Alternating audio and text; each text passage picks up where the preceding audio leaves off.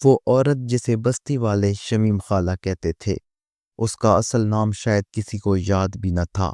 وقت کے ساتھ اس کا نام، اس کا چہرہ اور اس کی پہچان سب ایک ہی لفظ میں سمٹ گئے تھے: لڑکیاں بیچنے والی۔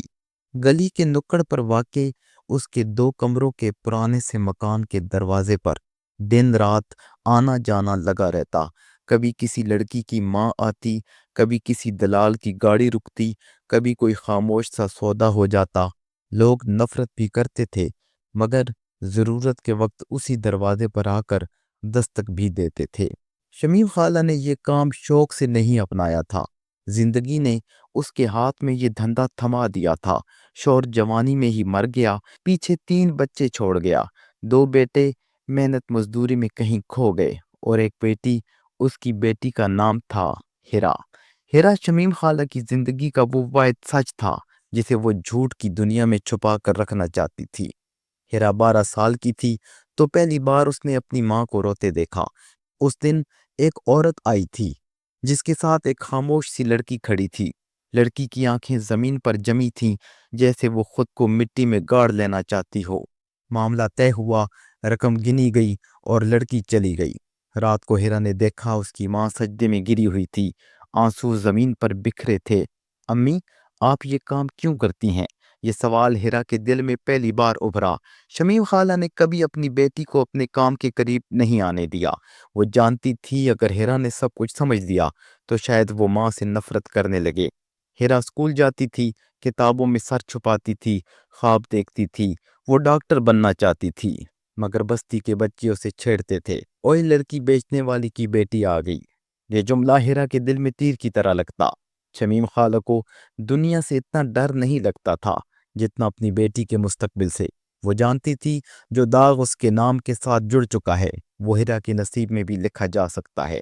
کئی بار اس کے ذہن میں خیال آیا، اگر کبھی وقت نے مجھے بھی مجبور کیا تو۔ یہ خیال اسے اندر سے توڑ دیتا۔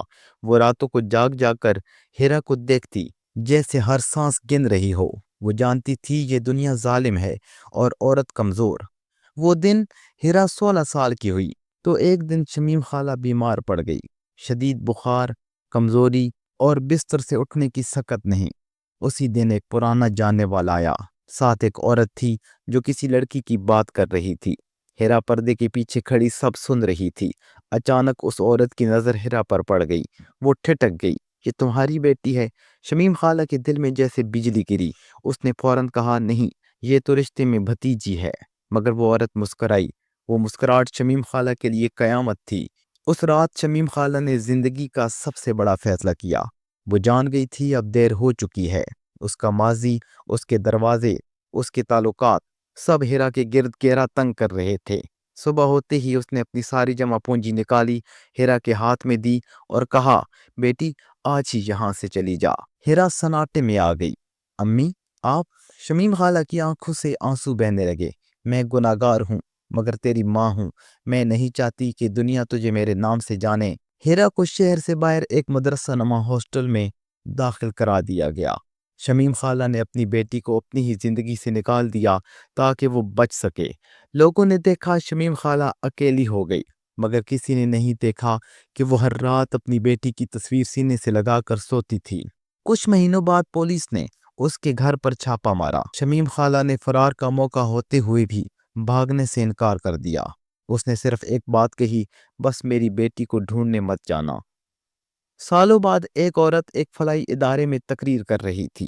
اس کی آواز مضبوط تھی، آنکھوں میں درد اور ہمت دونوں تھے۔ میں اس عورت کی بیٹی ہوں جسے لوگ لڑکی بیچنے والی کہتے تھے، مگر آج میں کہتی ہوں وہ میری ماں تھی۔ اور ایک ماں کبھی بری نہیں ہوتی، حالات برے ہوتے ہیں۔